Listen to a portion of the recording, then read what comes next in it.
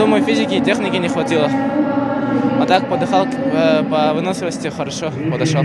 Сильный соперник, неудобный. Походу, похоже, он понял, как я борюсь. Ну и ногу поменял специально. Я в левую постоянно прохожу, он поменял ноги. Неудобный стал. В следующем году тоже буду, конечно, участвовать. Обязательно.